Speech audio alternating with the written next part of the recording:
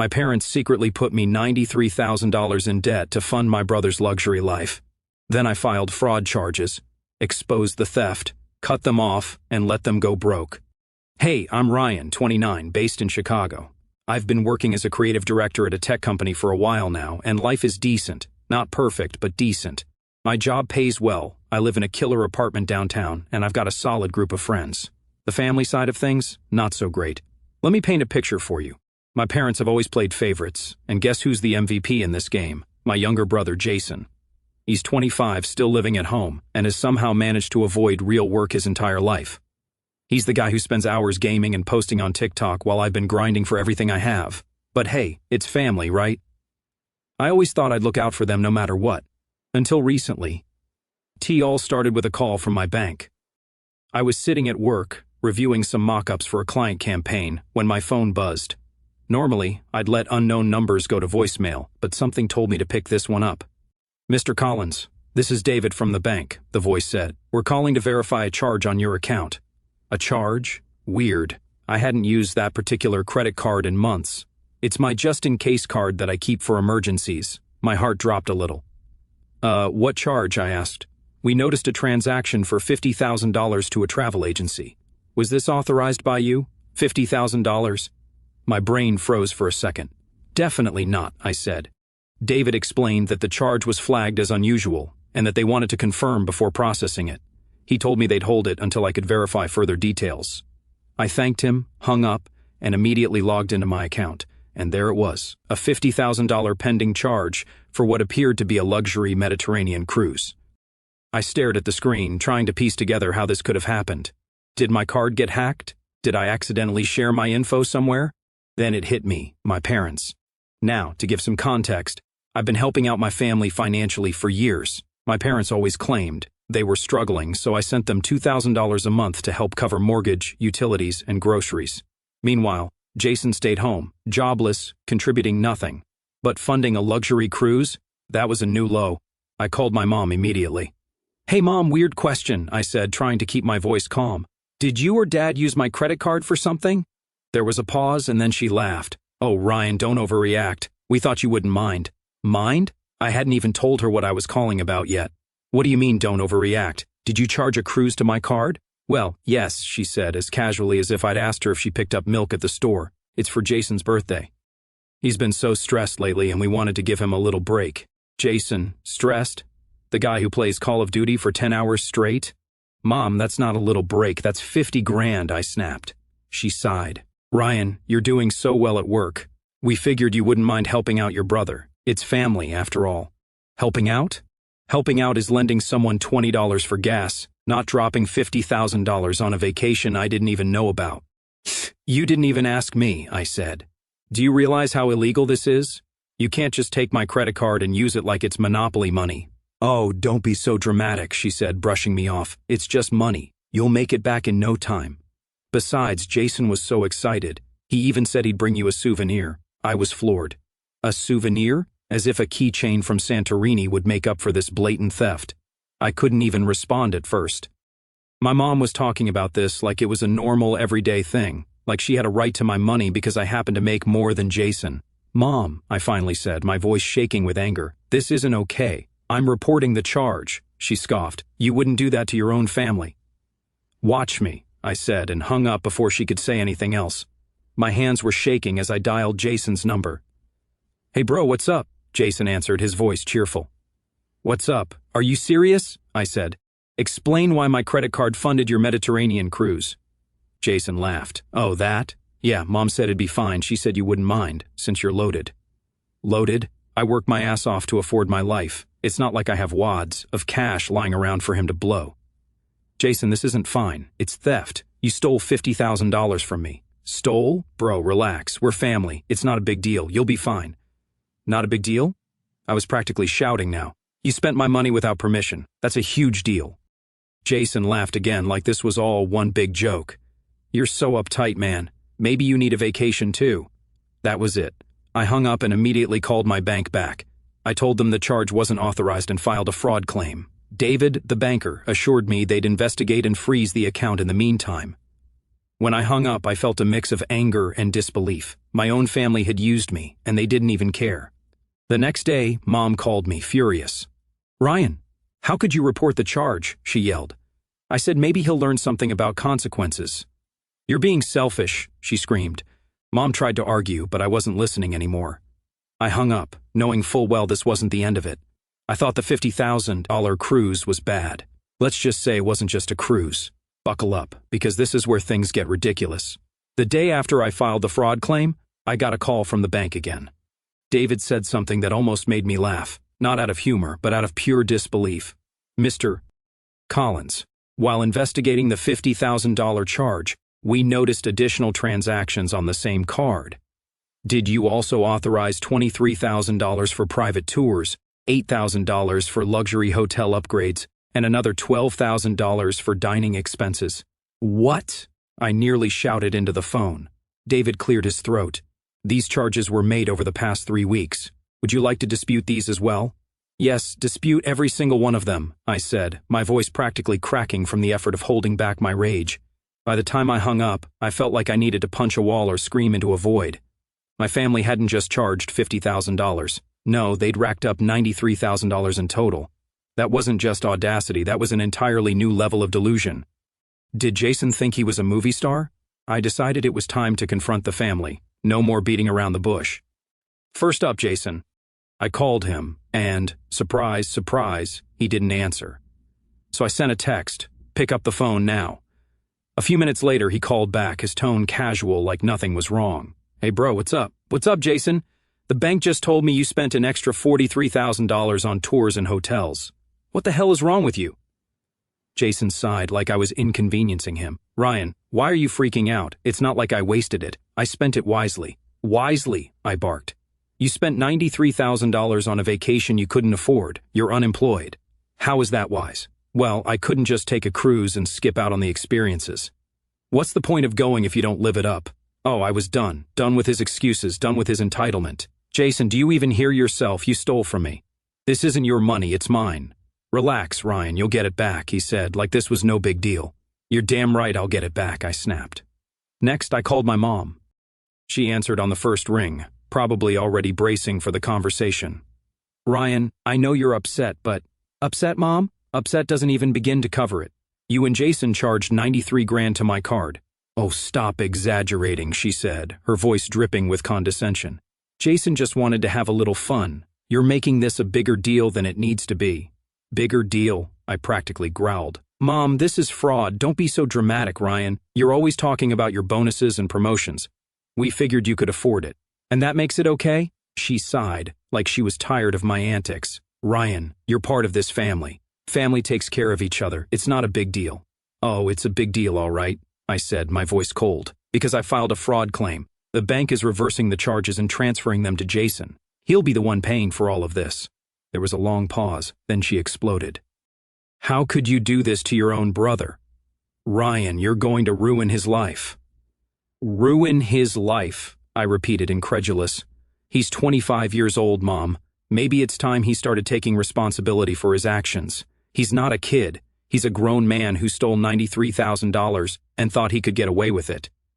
"That's not my fault. That's yours for enabling him." Her tone shifted from anger to pleading. "Please, Ryan, don't do this. We'll find a way to pay you back. Just call the bank and undo the claim." I laughed bitterly. "Pay me back with what money? You can't even afford your own bills without my help." "No, Mom, this is on Jason now. Maybe this will be the wake-up call he needs." I hung up before she could say anything else. That night, I got a frantic voicemail from Jason. "Ryan, what the hell? The bank says I owe them $93,000. You need to fix this. I can't pay that kind of money. Call me back, please." I didn't call him back. Instead, I poured myself a drink, sat on my couch, and let myself enjoy the silence for once. I wasn't cleaning up their messes. The next morning, I woke up to another voicemail, this time from my dad. He's usually the quieter one, the peacemaker in the family, but even he sounded desperate. "Ryan, I know you're upset, but don't you think this is a bit harsh? Jason made a mistake. We all make mistakes. Please, son, give him another chance. Call me back." I didn't. By the end of the day, my phone had exploded with calls and texts from my parents and Jason. Every message was some variation of "You're ruining Jason's life," or "How could you do this to us?" but I ignored them all. For the first time, I felt like I was standing up for myself. They'd taken advantage of me for years, treating me like a bottomless wallet, and now they were finally facing the consequences. I wasn't going to fix this for them. After the bank finished their investigation and pinned the $93,000 bill squarely on Jason, I realized it wasn't enough to just stop the theft. I needed to completely cut them off financially. No more monthly payments to help with the bills, no more covering for their irresponsibility, and definitely no more being the family safety net. The next day, I sent a group text to the family, effective immediately. I will no longer contribute financially to this household. You're all on your own. Within minutes, my phone lit up like a Christmas tree. Mom, Ryan, you can't just abandon your family like this. Jason is going through a lot right now. Jason, wow, guess you're too good for us now, huh? Dad, Ryan, let's talk about this calmly. You're making a mistake. I ignored them all. Instead, I started making plans for myself. First, I decided to move out of my old apartment. It was close to their house, and I'd chosen it originally to be convenient for helping them out. But that convenience had become a leash. It was time for a fresh start. I found a sleek new apartment downtown. Bigger, better, and further away from their nonsense. Signing the lease felt like the first real step toward freedom. I packed up my things that same week, feeling lighter with every box I taped up. Meanwhile, Jason had started spiraling. He called me about a week later, his tone frantic. Ryan, I'm in trouble, man. The collectors are calling nonstop. They're saying I owe 93 grand. I don't know what to do. I let him ramble for a bit, my face completely blank as I stared out the window of my new place. When he finally stopped talking, I said, sounds like a problem you created for yourself. Ryan, come on, he whined. You've got to help me out. Just lend me a few thousand to get the collectors off my back. Lend you a few thousand? I repeated, incredulous. Jason, you stole 93 grand from me. Why on earth would I give you another dime? Because I'm your brother, he snapped, as if that was some kind of magical argument. And what does that mean exactly, I asked. That I'm supposed to let you rob me blind and then bail you out when it blows up in your face? It wasn't like that, he protested. I just thought you wouldn't care. You've got so much money, Ryan. What's 90 grand to you? I couldn't believe what I was hearing. He still didn't get it. Jason, this isn't about the money, it's about the principle. You used me and now you're paying the price. Good luck.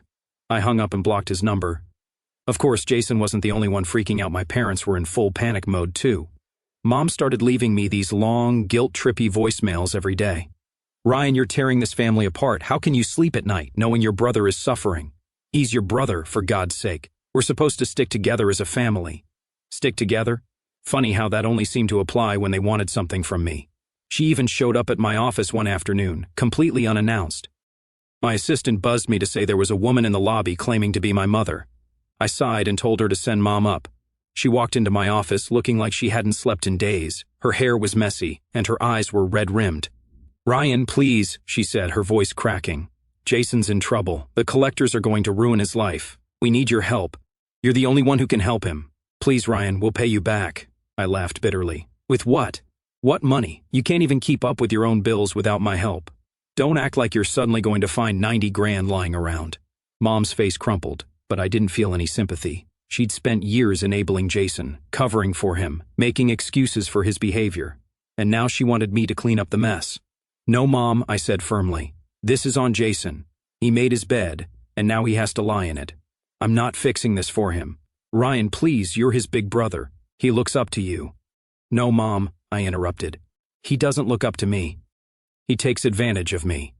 And so do you. That ends now. I knew I'd done the right thing. Cutting them off wasn't easy, but it was necessary. They had taken me for granted for too long, and I wasn't going to let it continue. Of course, they didn't see it that way. Over the next week, my phone continued to blow up with calls and texts. They tried every trick in the book, guilt, anger, flattery, to get me to change my mind. Ryan, we're your parents. Don't we deserve your support? Bro, I'll pay you back eventually, just give me some time. I ignored every single message. I was done. I expected Jason's life to start crumbling after the fraud claim went through, but I underestimated just how quickly things would spiral out of control for him. Watching it happen was like seeing a slow-motion car crash. Messy, avoidable, and entirely his fault. The first sign of trouble was when Mom called me, panicking. Ryan, did you know Jason's been getting calls from debt collectors? She asked, as if this were breaking news. Of course I know, I said, trying to keep my voice calm. That's what happens when you rack up $93,000 you can't pay back. The The collectors are doing their job. Ryan, you don't understand, Mom said, her tone almost pleading. They're calling non-stop, threatening legal action. He's terrified. I snorted. Terrified? Good. Maybe he'll finally learn something. Mom was silent for a moment, but I could feel her seething through the phone. You're being unreasonable, she said finally. Jason's not a bad person. He just made a mistake. A mistake? I repeated, incredulous. Mom, it's a choice. And he's going to have to live with it. I hung up before she could argue further. Jason, on the other hand, wasn't as quiet as Mom. Since I'd blocked his number, he resorted to calling from unknown numbers, messaging me on social media, and even emailing me. I ignored it all until one day, out of sheer curiosity, I opened one of his emails. The subject line read, "Please help me, Ryan." In the email, he rambled about how the collectors were threatening to take legal action, how he couldn't sleep at night, and how he was so sorry for what he did. But the part that really stood out was this gem. I know I messed up, but you're my big brother. Isn't it your job to help me when I'm in trouble? I stared at the screen, baffled by his audacity. My job? My job was to fix his mess. Where was that written?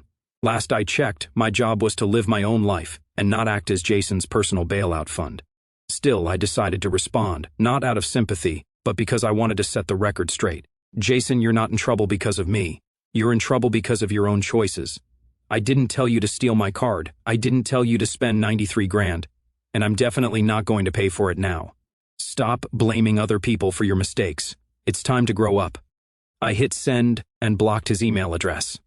Around this time, Jason finally got a job. I heard about it from Mom, who called me in tears, saying, Jason's working at a diner. Can you believe that? My poor boy is flipping burgers just to survive. I said, unimpressed. That's more than he's done in years. Maybe this is what he needs to learn the value of hard work. But he's miserable, she cried. You don't understand, Ryan. He's not cut out for this kind of work. No one's cut out for flipping burgers, Mom, but people do it because they need to survive. He's not special. I could hear her frustration building. Ryan, this is your fault. If you just helped him, he wouldn't have to degrade himself like this. I laughed bitterly. Degrade himself? Mom, you're acting like he's working in a coal mine. He's flipping burgers. Millions of people do it every day and they don't cry about it. If Jason thinks this is beneath him, that's his problem. She hung up on me. I guess I wasn't saying what she wanted to hear. Jason didn't last long at the diner. 2 weeks later, Mom called me again, this time with even more drama in her voice. Ryan, Jason quit his job. He said it was too demeaning, and the manager was rude to him. Let me guess, I said, rolling my eyes. He's back to doing nothing? He's looking for something better, she said defensively. You know how hard it is to find a good job these days. I couldn't help but laugh. No, Mom, I know how hard it is to work. Jason doesn't. He's never had to try because you and Dad have always coddled him. This is the result. Don't you dare blame us, she snapped. We did the best we could. Did you? I shot back. Because it seems to me like you've spent Jason's whole life making excuses for him instead of holding him accountable. Now you're expecting me to pick up the pieces, and it's not going to happen. She hung up again, and I was left shaking my head at the sheer absurdity of it all. The worst part? Jason wasn't just relying on Mom and Dad to fix things. He started burning bridges with his friends, too. Apparently, he'd been couch surfing since quitting the diner, but people quickly got tired of his freeloading. I heard through the grapevine, aka my aunt, who's the family gossip, that he had been kicked out of 2 different apartments in the span of a month. He's running out of places to go, my aunt told me. You might want to step in before he ends up on the street. I shrugged. Not my problem. Jason needs to figure this out on his own. She gave me a disapproving look, but I didn't care. Not anymore. By the end of the month, Jason was screwed. No job, no couch to crash on, no one left to sponge off. Mom and Dad were barely holding it together themselves, and their calls to me became less about guilt-tripping and more about sheer desperation. Ryan, we don't know what to do anymore, Dad said one night, his voice heavy with exhaustion. Jason's lost. He needs help. Then help him, I said simply. We don't have the resources, he admitted. That's not my fault, I replied. Dad sighed, and for once he didn't argue. I think he knew I was right. Jason's fall from grace was ugly, but it was necessary. He'd spent his whole life coasting on other people's generosity, and now that it was gone, he had to learn how to stand on his own. Whether he actually would or not, that remained to be seen. By the time my parents started calling me daily, it was clear they were feeling the full weight of Jason's mess. I'd officially cut off my financial support, and without my regular $2,000 a month contributions, they were struggling to keep up with their bills. Between Jason's debt collectors, hounding them, and their mounting household expenses, it was only a matter of time before their house of cards collapsed. It started with the voicemails. Ryan, please, we don't know what to do anymore. Jason's debt Collectors won't stop calling the house, and we're behind on the mortgage. We need your help. I still didn't answer. Then came the in-person ambushes. One Saturday morning, I was halfway through my coffee when there was a knock on my apartment door. I opened it to find my mom and dad standing there, looking like they'd aged 5 years in the last month. "Ryan, we need to talk," Mom said, her voice shaky. I sighed and stepped aside, letting them in. They sat on my couch, fidgeting like they didn't know where to start. "All right," I said, crossing my arms. "What's so urgent that you had to show up uninvited?" Mom's eyes filled with tears. "We're losing the house, Ryan," she said softly. "We've missed 2 mortgage payments, and if we don't pay by the end of the month, they'll foreclose on us." I blinked, surprised but not shocked. I knew they'd been living beyond their means for years, even with my help. Without my monthly contributions, it was only a matter of time before the cracks started to show. "And you want me to fix it?" I asked, already knowing the answer. Dad leaned forward, his hands clasped tightly. "Ryan, we're not asking you to pay off everything. Just help us get through this rough patch. 1 payment, that's all we need." "1 payment?" I repeated, my voice rising. "Dad, you're asking me to bail you out again. Do you realize This is exactly why you're in this mess. You've been enabling Jason for years, and now it's catching up to you." Mom started sobbing, but I didn't flinch. "We didn't know what else to do," she cried. "Jason needed us, and we couldn't just abandon him. And now you're expecting me to do what you couldn't, abandon my own financial stability to save someone who doesn't even want to save himself," I said coldly. Dad sighed, rubbing his temples. "Ryan, we made mistakes, we know that. But this is our home. You grew up there. Doesn't that mean anything to you?" "It does," I admitted. "But it doesn't mean enough for me to throw away my future. You had years to make better choices, and you didn't. I'm not cleaning up your mess." Mom tried one last time. "Please, Ryan, we've always supported you." I held up a hand, cutting her off. "Stop right there. The only reason I've been able to get where I am today is because I stopped depending on you a long time ago. You didn't support me, I supported you. And I'm done." The silence was deafening. They looked at me like I just slapped them, but I didn't care. I was done feeling guilty for standing up for myself. A few weeks later, I got a call from my aunt, the unofficial family gossip. "Ryan, did you hear about your parents?" she asked, her voice dripping with concern. "No, what happened?" I asked, already bracing for bad news. "They sold the house," she said. "Apparently they couldn't keep up with the payments after you stopped helping. They're moving into a small apartment near downtown." I felt a pang of guilt, but it quickly faded. Selling the house was probably the best decision they'd made in years. It was a consequence they couldn't escape, and maybe it would finally force them to reevaluate their priorities. "What about Jason?" I asked, curious. My aunt sighed. "Oh, he's still a mess. None of his friends want to deal with him for more than a few days, and your parents can't afford to support him anymore." "Good," I said simply. A few days later, I got a text from Mom. It was short and to the point. "We've moved into the apartment. It's not much, but it's all we can afford now. I hope you're happy."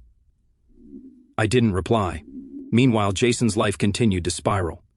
Word got back to me through a mutual friend that he'd tried to get another job but quit after a week because it was too stressful. Apparently, he thought the collectors would eventually give up if he just ignored them long enough. I heard through the same friend that Jason had burned through most of his social connections. No one wanted to put up with him for long.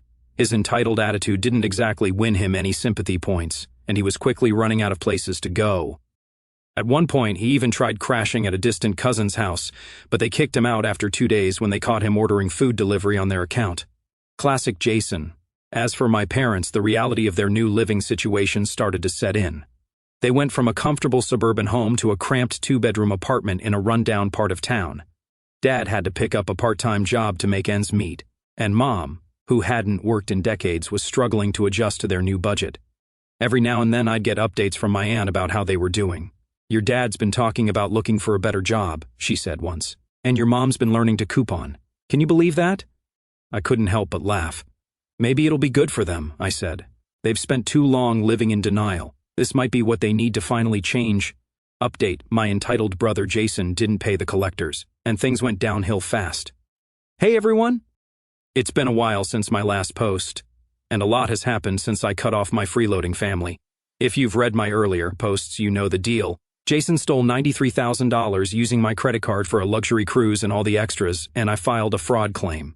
The debt got shifted back onto him, and I cut off all financial support to my parents. Well, turns out when you ignore debt collectors, they don't just go away. Who knew, right? A few months after the fraud claim went through, Jason's brilliant strategy of if I ignore it, it'll disappear finally blew up in his face. The collectors escalated things and took him to court. My cousin Sam, the unofficial family reporter, texted me about it. Jason's being sued. He's losing it. Collectors are going after everything. At first, I wasn't going to get involved, but curiosity got the better of me. I showed up at court that day, sat in the back, and watched as Jason tried to squirm his way out of it. The collector's lawyer was ruthless, laying out every charge Jason racked up with my stolen card. Jason tried every excuse in the book. I didn't know it was real. I was going to pay it back. And my personal favorite, it's not my fault. Honestly, I half expected him to blame the dog for the charges. The judge wasn't buying any of it. Mr. Collins, you've ignored every opportunity to resolve this issue, and the evidence is clear, the judge said. You are liable for the full amount of $93,000 plus court fees. If you cannot pay, the collectors are authorized to pursue wage garnishment and asset seizure. Jason turned ghost white. He started stammering about how he didn't have anything and wasn't trying to avoid it, but the judge just sighed and moved on to the next case. It was oddly satisfying to watch Jason face the reality of his actions. After the court ruling, the collectors wasted no time. Jason's wages, what little he made from his part-time job at a warehouse, started getting garnished immediately. Mom called me about a week later, full of righteous indignation. "Ryan, how could you let this happen to your brother?" she demanded. "Let this happen?" I said, trying not to laugh. "Mom, did you think there wouldn't be consequences? He's barely making enough to eat. Maybe it's time he started taking life seriously," I shot back. "Wage garnishment sucks, but maybe it'll teach him not to spend money he doesn't have." She cried. Of course. Mom loves to play the victim when things don't go her way, but I didn't budge. 2 weeks after the wage garnishment started, Jason's life spiraled even further. Sam called me again, barely able to contain her laughter. "Guess what?" she said. "Jason's car just got repossessed. They towed it right out of his job's parking lot." I almost choked on my drink. "Are you serious?" "Dead serious," she said. Apparently, he missed a few payments, and with the collectors going after him, the dealership wasn't taking any chances. He had to take the bus home. The mental image of Jason, who always acted like he was too good for public transportation, sitting on a crowded bus was priceless. Jason is still working at the warehouse, but between the wage garnishments and his lack of financial literacy, he's barely scraping by. Last I heard, he's saving up for a beat-up car but hasn't made much progress. Mom and Dad are adjusting to their new reality, but they've stopped asking me for money. So I guess they've finally learned I'm not their personal ATM anymore. Sometimes people need to face the full weight of their consequences to grow. Jason might still be in denial, but my parents seem to be getting it, slowly but surely. Some people learn from books, others learn the hard way. Jason, he's still trying to figure out how to spell consequences, but hey, at least it's not my problem anymore. To anyone dealing with a family like mine, stand your ground. It's not your job to fix their messes, and you don't owe them your sanity. Set boundaries, stick to them, and don't let the guilt get to you.